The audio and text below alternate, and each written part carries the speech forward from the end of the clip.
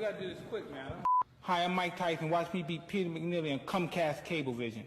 Comcast Cable. Hi, I'm Mike Tyson. Watch me fight Peter McNeely on Cox Cable. Cox or Cox? Hi, I'm Mike Tyson. Watch me beat Peter McNeely on Salmon's Cablevision. No, Salmon's Communication. All right. Hi, I'm Mike Tyson. Watch me beat Peter McNeely on Samsonite Cable. No, Salmon. Every week is called Take the time talks, take the time talks, take the time talks. Man, that was freaking amazing. Hi. Welcome to Take the Taint Talks. Welcome to Take the Taint Talks. Just kidding. We were supposed to do it to Mike Tyson. But no, respect to Mike Tyson. What a champ. What a champ, Dude, bro. that video made me piss myself.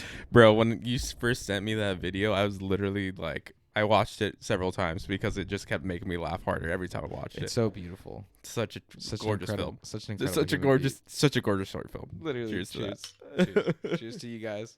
Merry Christmas. Merry Christmas, everybody. UFC pre-fight predictions. 269, nice. So, 269, nice. Nice. So, UFC 269. I think this is the final one for the end of the year. Yeah, I don't think there's any other. Yeah, there's no more. This is the final UFC event for the end of the year. What a matchup. We will see if Dustin Poirier will claim back, or will claim the title, right? Charles Oliveira, champ, dude. This guy's been in the UFC since he's been like a kid, dude. Basically, like super young, grinding it out, and he finally like made it to become a champion. So what do you happen to know, like kind of like the odds, like who's the underdog in this fight? I do not know the odds at all. Let's look at can we pull up the odds?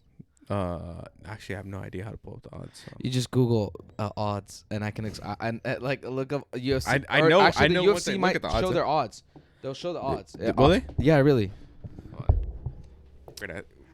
Because that's kind of how you see what the odds. It just really shows you the way Vegas and everyone thinks a fight's gonna go. You know where the money's going. Yeah, you exactly. know, yeah. Like so on this card, it's Poirier, Oliveira, Nunez, and Pena. Oh yeah. Yeah. They show the odds. So Dustin Poirier. So the odds are DraftKings Sportsbook. DraftKings, play to play now. Yeah. So Dustin Poirier is the underdog in this fight. Wow. And here's the thing: it's because Charles is a champion, and the thing is, look at it. It's a very close spread. He's plus 130, and he's only minus 150. So they expect it to be. Yeah. Yeah. The only reason he's the underdog is because he's not. Wait, who's minus 150? Poirier. That means he's the favorite. Oh yeah. So Oliveira, the current champion, is the underdog. Is the underdog. Okay. So the way the betting works is whatever that number is $100. Got it. So if you bet $100 on Oliveira, you would have to bet 100 to win 130, right? And in order to win on Poirier, you'd have to bet 150 to win 100. Oh. You know what I mean? Gotcha. So that's kind of how they work. So that's why it says minus 150 to win 100. You know what I mean? So realistically, just like basically the odds right now are, as most people think that Poirier is gonna win, and it's not too much though. No, that's what I'm saying. I was like, what I was gonna try and say was, basically, betting on Dustin Poirier, you're basically gonna be losing money. Because you have to bet 150 to make 100, you're losing $50. No. Or are you saying you get 250 in revenue? Yes, sir. Yeah, gotcha. When you bet, you get your amount plus your win. I was like, bro, that's just horrible. People, that's the whole thing. It's and a lot of the times where it gets a little fun is where they do what's called a parlay, and a parlay, for you degenerates out there, is when they start predicting multiple odds. So let's say I think Dustin Poirier and Amanda Nunez. What are the odds on Amanda Nunez? She's a beast. Amanda Nunez is it's like minus crazy. 900, and then Juliana minus 900. and Julius Pena is plus 600. Plus 600. Think about that for a second.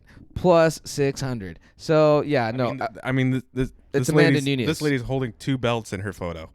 No, yes, she's literally the baddest.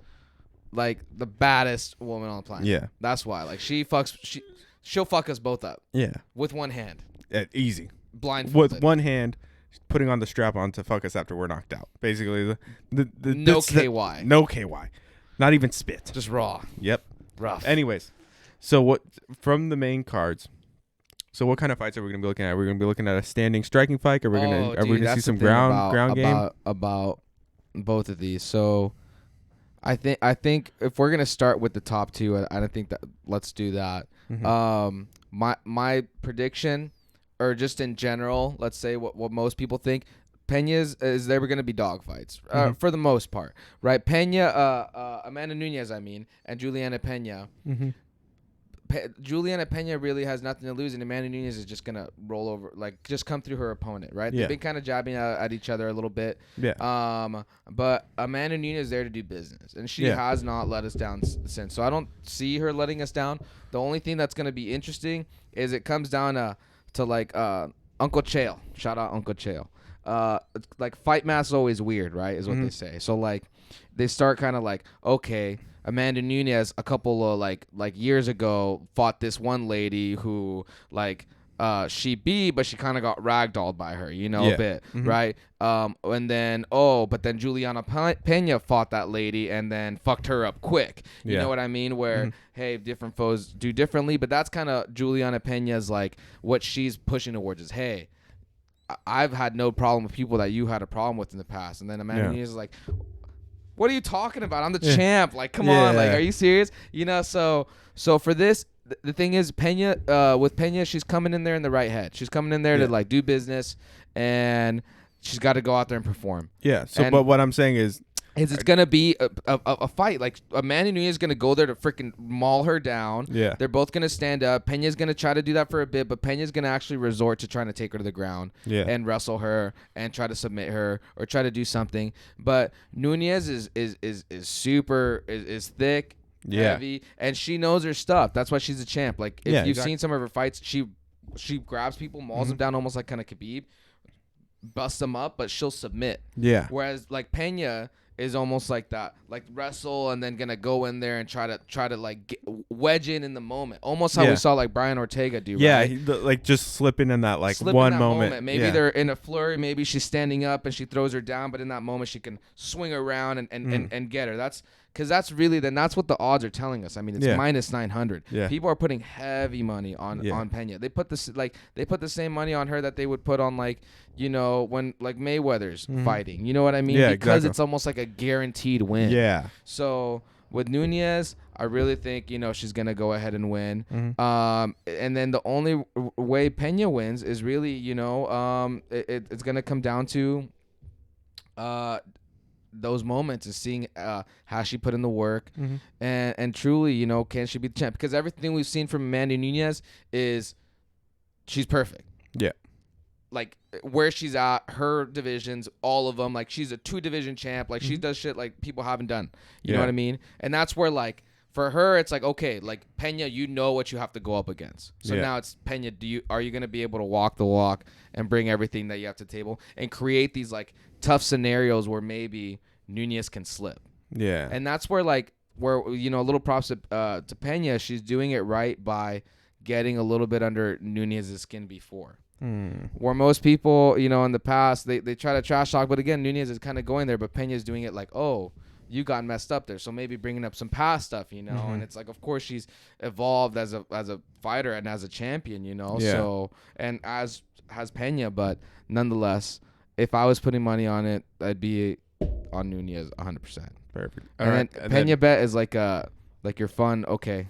Yeah, it's a plus 600. So if you put $50 on Pena, you're getting 300. You're getting 300. But again, is that a dead 50 at a certain point? You know what I mean? Exactly. Is it really? You want to throw? I mean, if you got it to throw it, why not? So that's why. Yeah. That's like a fun, like if you're in Vegas, that's what is it, like the $20 bet? Yeah, exactly. What does $20 pay you? Like 150, right? No, pays you like 130.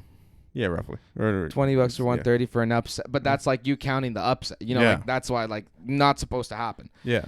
Dustin Poirier and Oliveira. That's gonna be a closer fight. It's gonna be a closer fight. Poirier's a boxer, dude. Yeah. Poirier's like almost the same way like his fight with Max was also like legendary because they're both going at it hard. Yeah. And that's why like a lot of people are kind of betting Poirier because he's gotten like the seal of approval from Khabib. Khabib has said in the past like, okay, yes, I think Poirier will be champion. Because like for him, like, and that's the truth, like Poirier doesn't really get as much credit as he deserves. You know what I mean? But that homie's bad. You know what I mean? Yeah, like he like you have to remember he beat like McGregor when like McGregor was still like at his prime, right? When he was still kind of doing. And when McGregor was the guy that was on top and the toughest opponent, you know what I mean? And he never really got credit. And like there's only like Khabib beat McGregor once, but that's all he needed, right? And like, but Dustin Poirier went in there twice. He did the trilogy with Poirier. I mean with McGregor and beat him twice. Yeah, which is like freaking insane. Yeah, exactly. And that's kind of where it comes down to like Poirier is that. He's been putting in the work since that time, since day one. You know what I mean? Is like he's consistent, he's got good training, and you know he's been moving for this moment. You know, he wanted this moment with Khabib is the whole thing as I'm saying. And with the Khabib fight, he actually got some pretty good shots. That's why Khabib was like, hey, I could see this guy be the champion. Yeah. You know? Well, and you're talking about a guy who didn't lose a fight in his whole UFC career. So that, I mean, that those words have some freaking weight to them. You know what I'm saying? Who the people really consider the champ. Because again, if Khabib never left the division, who do you see beating Khabib? Exactly. Maybe Michael Chandler comes in, but I do not see Michael Chandler dealing with the same thing like with how Khabib, you know, dealt with it. You know, again, we saw that guy kind of put in the work. But again, that's kind of, you know, besides the point. But that's where it comes down to. So that's why. But you see how the odds are kind of split because people aren't counting out Charles or Oliveira. Like, well, I mean, he's a champ for a reason. He's got some interesting stats. So like, he's actually got like the most UFC fight bonuses. Like he's a bonus champ too. So that means like out of the fight bonuses, like he puts on shows. Like he wins in spectacular ways. You know, so that's kind of where this fight is interesting in particular because, and I've heard it, you know, that's where I got from Uncle Chael. He's Chael's son, and he's an old UFC fighter, but he's got a great YouTube channel. That's why you guys got to check it out. I forget the name of his YouTube channel. Bad Guy Inc. I don't know. I gotta look it up. Shout out Uncle Chael. We'll look it up. But he put it really good. The way he put it was Dustin Poirier only really has one way to win. You know, where he has to knock this guy out. Yeah. But that's what he's there so to Dustin do. Poirier doesn't have really much of a grappling game then. He has a grappling game. He has a bit of a submission game, but no, his game is I'm gonna fight in a brawl and get you down. And whereas one thing with Oliveira, is Dustin Poirier fight the one where with McGregor? That was the one where he threw in a bunch of leg kicks that like kind of messed up McGregor's leg. As far as like, that's kind of like more so what given one of the wins was that technique of using McGregor's super wide stance against him and landing a lot of those front kicks. If I'm not mistaken, right? I believe one of them. So. Yeah. I believe so. Yeah. So so I've seen that fight, which was like, that was a good fight. And so like if he takes those kind of same tactics of analyzing his opponent and especially like breaking him down and saying like, hey, this is the weak point, and then capitalizing on that weak point.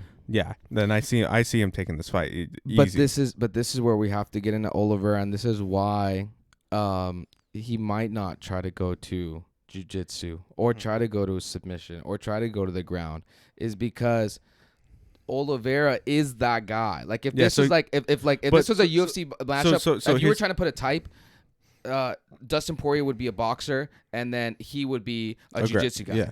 Well, so then that's he's a jiu-jitsu guy. So, but how good is his standing game? He's put in the work. Yeah. He ate a shot from Michael Chandler and then got back up and was able to hit him back with a good power shot and knock him down. So his stand-up game has gotten better. So really the thing is how much is Dustin Poirier worked on takedown defense, but also his ground game, whether it's escapes or whatever it is to try and get out of that situation, or like actually being able to handle himself in there. And this is where, on the other side of that, it's where that's why some people are going heavier on Poirier's is he trained for Khabib.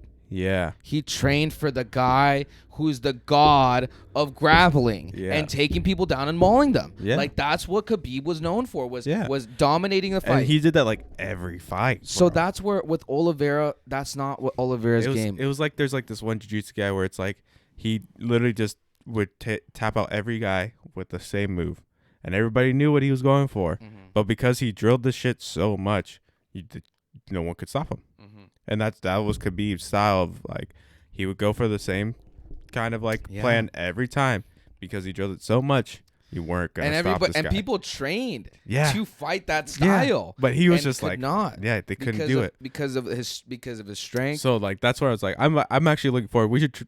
It's tomorrow, right? Bro, So- that's why honestly the funny thing is Melly was like, wait, the fight's tomorrow. Because me and Melissa watched the fight, so she said, wait, the fights are tomorrow. She's like, we're like, wait, we're not gonna go to the White House party. I'm like, no, babe, don't worry. I'm gonna make sure Eddie plays it. You know, Yeah. but we should, dude. This is good. I That's side have to see if I entertainment. have ESPN Plus on my PS4. I'll put it on. I'll sign up to the subscription if you don't. No, I have ESPN Plus. I think I just have to get the fight. Yeah, get the fight. We'll split it. Yeah. You know. But it's great like background thing. You don't even have to have it loud. You put it. Well, down yeah, because and the you only just thing watch you're it. really gonna watch is the main card. Honestly, the rest is background, and then once it gets to the main fight, you're Well, like sitting we'll down for go 20 down, but minutes. watch. I'll show you. It's actually not, bro. I mean, there's Sean. Do you know who Sugar Sean O'Malley is? Yeah, The Sugar Show. yeah. Sugar Show's fucking. I'm okay. I was speaking in general. Not all cards are like, oh, I'm just gonna throw I it know, on. But well- the majority of the cards you're like not gonna watch. Yeah, well, I mean, I watch a lot of the. I mean, that's where like the UFC's. I mean, you have to remember during COVID, That's true. what was the one sport that was jamming? They yeah. were throwing on people that were like, "This is my chance." Yeah. So some of the best fights we got were from the UFC, like during COVID, where was people like just Fight Island, baby. jamming, dude. I mean, crazy. I just saw this Did guy you ever watch any of the fights that were on the island? Of course, Those were so epic just because of the of fact. the scenario. Well, just the fact of like, dude, it was like there's no audience, so you just hear like the blows hitting, Yeah. and it was a different atmosphere. Like, Yeah. you know, watching the fights, it wasn't as like, oh, crazy. You're like watching like, bro, he's fucking this cat up. Like, Yeah. No, that's why I liked it to a degree, because it was like you did you did get the full like, oh, like effect of how of, like of how much damage they take. Because you exactly. hear it, you're like, Yeah. oh fuck, like Yeah. when you hear like the leg kicks, like because Yeah. I think it was when you hear about like some of the leg kicks they would throw or something like crazy, Yeah. you're like, damn, like you hear it hit that leg and you're like, fuck that. dude. And you got to imagine, like, we're hearing it off of like a camera take or whatever in Yeah. a room. Imagine being in that room. That's crazy. Yeah. But that's where, like, to be honest, even for fighters too, they say there's nothing like a live show. Well, yeah, because it's the energy, the ambiance, energy. you know, It's it ambiance. adds to it. That's what some of them prefer, because it's like the gladiator. It's also, it gives you that like extra adrenaline rush, you know, on top of Yes. your already adrenaline rush of fighting someone. The only thing is, since you're so used to fighting someone, that's not going to kick in as much. Yeah. But being in front of all those people, that will for sure kick it in. You know what I mean? And that helps. And no matter what kind of event you're doing, that extra little adrenaline rush, you're like, it puts you like on that like perfect point, especially if you're trained to fight and not flight, you know? Yeah. But that's why that's why it's an interesting matchup, because like I said, you can see how it's back and forth. Yeah. And that's why it's so even, really, because look, you have to bet 100 to win 130. Yeah. Right? And really all you're betting is an extra $50 to win 100. Yeah. Right? So again, you do make more with Oliveira. It's gonna be a good fight. But that's where people are putting this is where I say fight math, right? Because they're like, okay, well, Dustin's fought Khabib and he looked really good against Khabib, but Khabib beat him, but Khabib's the best. Yeah. But, you know, Khabib's really the best. you know, Yeah. that's where, you know, and that's where they were like, okay, so how could he do if he's trained for that? How is he going to do against this guy? And like I say, Charles is a stand-up guy. So the thing about Charles is that's where like saying what Uncle Chill said is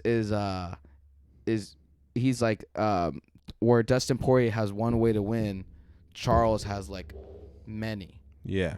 So this And is so, and that's a in the regards that if they slip down to the ground, it's in Charles' favor. He's a jiu-jitsu guy, right? that's what I'm saying. It's like His grapple game's got to be good his grapples game's got to be on to point. be able to throw him down and stand back up. Yeah. 100%. Yeah. Because if he gets ragdolled, he's done. Or even if he gets in a shitty position, he needs to be able to get out of that shitty position. Because Charles will do it. Well, and here's the thing too, is Charles is going to have his preferred submissions. So if he can figure out what his preferred submissions are when he's in certain positions, then he can preemptively go for that defense, causing Charles to go to something he's not typically as comfortable with, and giving him a better way of. He gives him more opportunities of getting out. And it's just a matter of analyzing the opponent, which thankfully, these being televised and all that kind of stuff, there's plenty of recordings of that. And so that's the benefit of doing this in this manner. Because typically, like if you're going in a regular match, whatever, that's what, who knows what, like you're not gonna have footage on this person typically. You know what I mean? So you have to do it mid match. So that's something that he can really dedicate time to in his training career or training regimen. Is these are the preferred submissions. Get himself in that shitty submission where it's rear naked, a Kimura, whatever it is, and just train getting out of that over and over and over and over and over. Yeah, just in case. And that's why. Just in case. Because it's like, it's better to need it, not have it, than have it, not need it. Definitely. You know? Who's below this, just to see?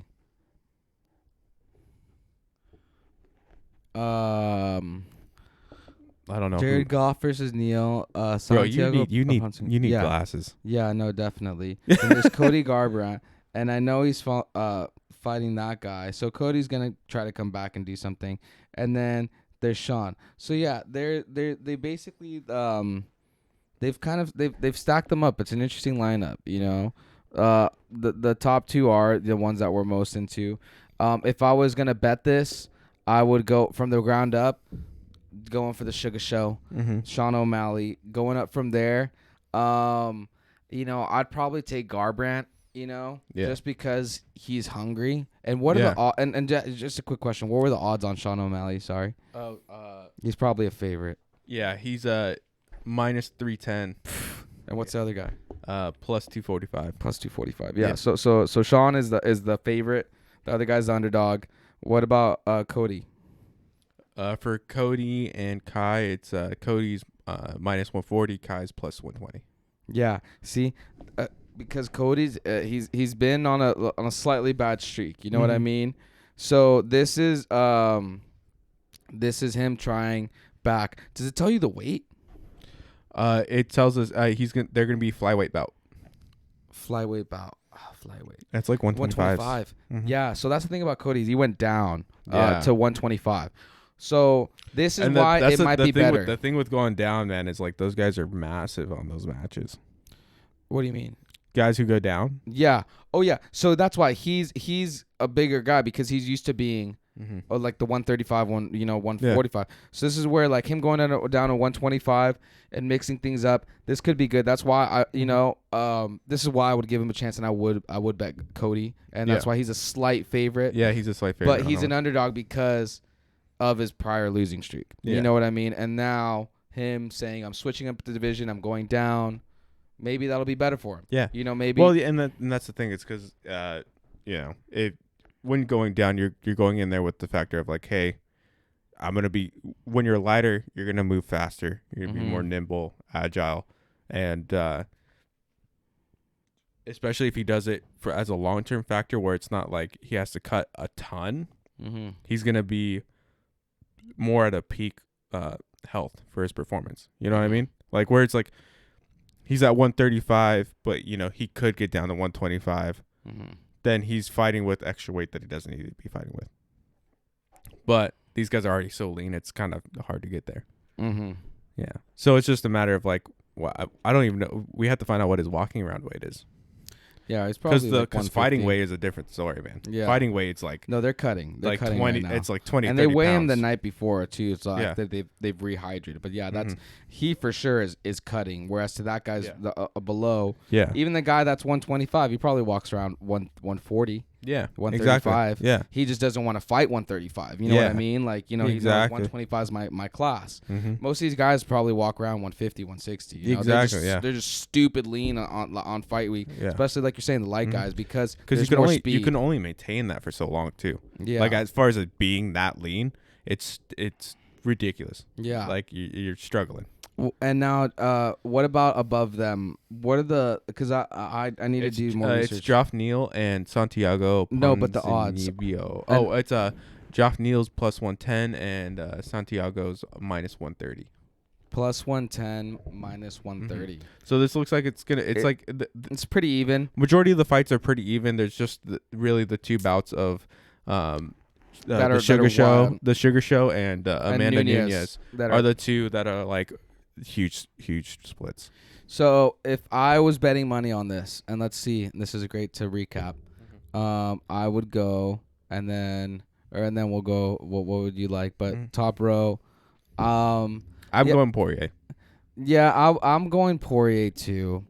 And the thing is, I wouldn't be upset if Oliveira won though, because I see it, like we said, like he has many ways to win, but Poirier's been like we said, he's been working for this, and there's a lot of things. Yeah, I'm going Poirier just for the factor of like you were saying, he's fought Khabib, and the factor that if he did a good training camp, which a lot of them do very great training camps, he's been putting he the work. Probably put in the work to fight off that ground game, knowing that's his weak point. And focusing on how can I knock this guy out. He may even have like an attacking ground game now. Maybe he throws that in and no one just knows. You know what I'm saying? And that's the thing. So I think it'll be interesting to see. I'm gonna go Amanda Nunes. The odds are very split, like heavily. So I would myself bet Amanda Nunes with throwing like the little 20 side bet, just like, hey, maybe it hits. You know? Yeah, I would do. Like I would also do Amanda Nunes, and so Dustin Poirier, Amanda Nunes, and I'd probably split this up, just for fun. So it'd be for me. It's Poirier, Amanda Nunes. It would be Cody Garbrandt, and then Sugar Show. If I was putting money on this, I would go Sugar Show. Yep. Nunes and Poirier. I would check how much the spread is on that, right? Are you making any round calls? What do you mean? No, probably not. But like I said, if it was just a straight parlay, do that. I would do 250. Yeah. Right? Because that's like most solid. likely gonna happen. Yeah. With that, they'd cancel each other out. So really, you'd be like. With all those, with them being favorites, you'd be able to bring your odds down maybe to like minus like 150 if you're stoked. I'd probably do like myself do like a 300, put 200 on Nunes, and then split 50 on the Poirier and Sugar Show. I would do that parlay and then do the 250, and then do 50, and then do a 50 bone emergency just in case bet on Pena. On Oliveira, actually. Oh, on Oliveira. Okay. Which would be, I would put it on Oliveira, and I would probably do Sugar Show. Yeah. Because I do think he's gonna win. Yeah. You know, for sure. Cody, I want to bet on him, but again, like he's not really gonna add anything to the parlay. Let's say. Yeah. He's only plus. What is he again? Plus one. He's minus 130. Yeah, he's minus. Cody. I'm sorry. Cody's minus 140. He's minus 140. Yeah, so he's not really adding much. I mean, like sometimes if you add those, it multiplies it up to where it's worth it. Like, it might turn that minus 150 three-way bet into like a plus 200. Yeah. Right. So now if you bet 200, you're making like 450, right? Yeah. Or something like 400. So yeah, I'd probably do that. But then, like I say, I'd throw 50 bones on Oliveira and Sean. Just because I'm like, okay, either way, Sean wins, great. And now, whatever happens with Poirier and Oliveira, like either way, we're good. You know, all that needs to happen is Nunes wins, and then Dustin wins. But if Oliveira pulls out something out of his butt, at least you know with the Sugar Show and Oliveira, you'd make your money back and you'd cover your whole ticket. Yeah. So. That's pretty much it. And then the only way you lose everything is if Sugar Sean dies. Yeah. And then your whole parlay is destroyed. So this is why parlays are fun, but they're especially in MMA, they're definitely risky. But when you have certain caliber of fighters, and to be honest, sometimes like with these, it's just it with this card in particular. I mean, look, it's almost too like in the favor, you know. Yeah. Like they stack Sean with somebody that he's gonna fly through probably. Guy's not even ranked. I don't think that he's fighting. You know what I mean? Yeah. He's not in the top 10. Yeah. You know? So really, I feel like that's like a hey, you know. Yeah. It's one of those beside bets. It's throwing him a bone. Yeah, it's It's throwing like, a hey, bone. Yeah. You Here, know, get yourself another fight in your don't belt. don't lose this. You know, Yeah. you win this, you're fighting top 10 next. You know, Yeah, so exactly. he's just got to perform, and he's gonna do it because he's ready for He's it. ready The for only thing that worst thing happens, homie gets injured because that's what happened to one of his fights. Yeah. He fucked up his ankle, and Yeah. he was supposed to win that one, but Chito Vera won, and Chito Vera's been performing because he took that chance and he hasn't stopped. So he's actually on like a 3-fight winning streak. Yeah. Respect to him. Yeah, that's awesome. You know, whereas in that fight, everyone thought Sean was gonna win, and Sean would be the one that would be fighting these 3 people that Cheeto just fought. You know what I mean? Yeah. So yeah, but that's my thing. And then where would you go? You said you do 300, but 200 Nunez. 200 Nunez. One- To basically be like, hey, I'm guaranteed gonna get this money back. Get a little coverage so that way I could throw. But the odds you'd get paid this is why, like, if you did 200 on Nunez, you would get paid like $20 Oh, that's not good at all. because it's minus 900. That's true. I didn't think about. So I'd probably do 100 Nunez. And that's why I say with Nunez, Mhm. and sometimes with those really rough negative numbers, when it's such a guaranteed win, that's like a parlay. That's like a parlay adder. Yeah. Because you could okay, if you're really confident on Sean, you could do a Nunez and Sean parlay. And maybe if you're really confident on and use Nunez as like your wall. You know what I Yeah. mean? Like, okay, Nunez is my brick. Yeah. She's just gonna add some value a little bit, you know. But again, imagine. Yeah, homegirl wins. I'd probably throw the 100 on Nunez. Go 75 on Poirier. 100 on Sean. 25 on 75. Do 75 on Poirier. Throw 25 on Oliveira. Throw 25 on Pena and throw 75 on Sugar Sean. Because if that 25 hits on Pena, You're covered. that's a fucking You're- payday. Yeah. You're covered for everything. And that's why it's pretty much it's fun. Be safe, guys. Don't be degens. Don't be degens. Don't blow your wad on some bets. Don't It's bet not your, worth it. Don't bet your kidney, but definitely it's gonna be a fun card. I feel like it's gonna be a show. Exactly. Definitely. But thank you for tuning in. This welcome is welcome to Comcast table. welcome to Comcast. Welcome to Cox. welcome to Take the Tank Comcast. Oh my god. We should name it. Oh my gosh. Well, here's our comment question. How would you spread your bets? Just leave it down. On this card. On this card, how would you spread your bets? Thank you for watching. Oh, and reach out if you guys want to place a bet with one of us live. Just Take kidding. the time bets. No, Just kidding. Not hit really. that like button. Hit the subscribe Reach out. button. We love you guys. Peace. Peace.